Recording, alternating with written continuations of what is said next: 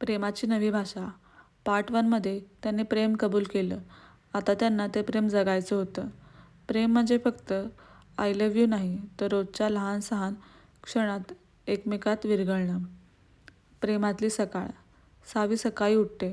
पहिलं काम आदित्यचा message. Good morning सावी. ती हसते आणि उत्तर देते, गुड मॉर्निंग माझ्या जगातल्या सगळ्यात सुंदर कारणाला. दोघेही दिवस हसत सुरू करतात. रोजची भेट. ऑफिस सुटले की ते त्याच कॉफी टपरीवर. कॉफी गार होते, पण गप्पा कधीच नाहीत. पहिली रुसवा. आदित्य एका दिवशी उशिरा येतो.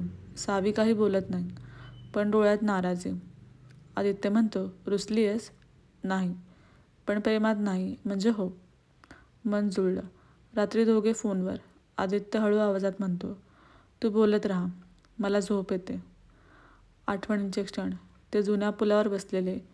सावी म्हणते, आपण इथे म्हातारे होऊया. आदित्य हसतो, तुझ्यासोबत आयुष्य चालेल. पहिली मोठी भीती. सावीला मुंबईहून संशोधनासाठी ऑफर. ती आनंदी, पण घाबरलेली.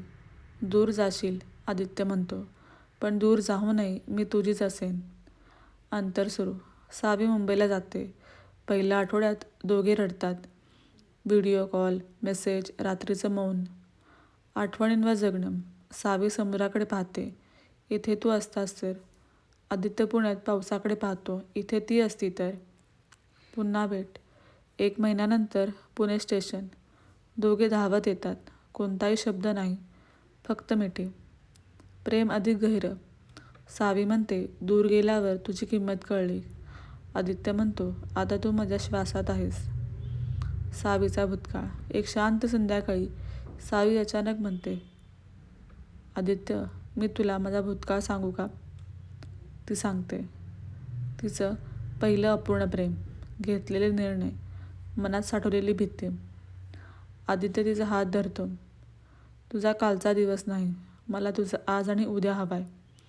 सावीच्या डोळ्यात पाणी. आदित्यचं घर. आदित्य सावीला पहिल्यांदा घरी घेऊन जातो. आई शांत, समजूतदार, भिंतीवर वडिलांचे फोटो.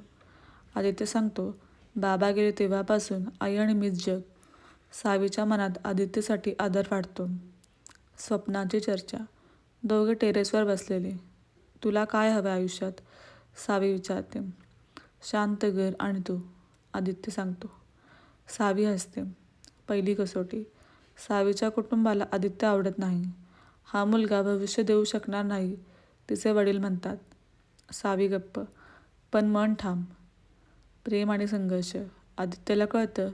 तो म्हणतो, मी स्वतःला सिद्ध करेन. रात्री उशिरापर्यंत काम, नवीन प्रोजेक्ट्स, स्वप्नांसाठी झगडणारा आदित्य. थकवा आणि रुसवा, कामाचा ताण. आदित्य वेळ देऊ शकत नाही. सावी एकटी वाट पाहते. प्रेमात पहिली मोठी वेदना. समजूत. सावी रडत म्हणते, तू बदलतोयस. आदित्य तिच्या कपाळावर हात ठेवतो. मी तुझ्यासाठीच बदलतोय. नवी आशा. दोघे पुन्हा एकत्र. हसणं परत येतं, पण पुढे अजून मोठी वादळं येणार आहेत.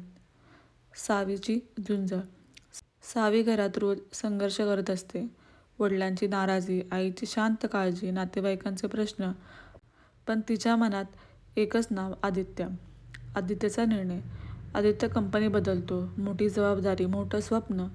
तो म्हणतो, मी सावीच्या लायकीचा बनणारच. मौनाचे दिवस.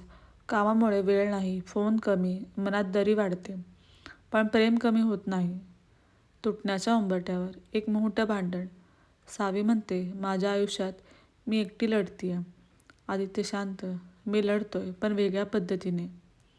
पुन्हा एकत्र. दोघे नदीकाठी भेटतात. सावी रडते. आदित्य तिला मिठीत घेतो. आपण तुटू शकत नाही, तो म्हणतो. त्या रात्री सावी डायरीत लिहिते, प्रेम म्हणजे सगळ्या वादळांमध्ये एकमेकांच्या हातात हात. आदित्य लिहितो, ती माझी कमजोरी नाही, ती माझी ताकद आहे. पार्ट 2 इथे संपतो. पण पुढे अजून मोठी परीक्षा येते.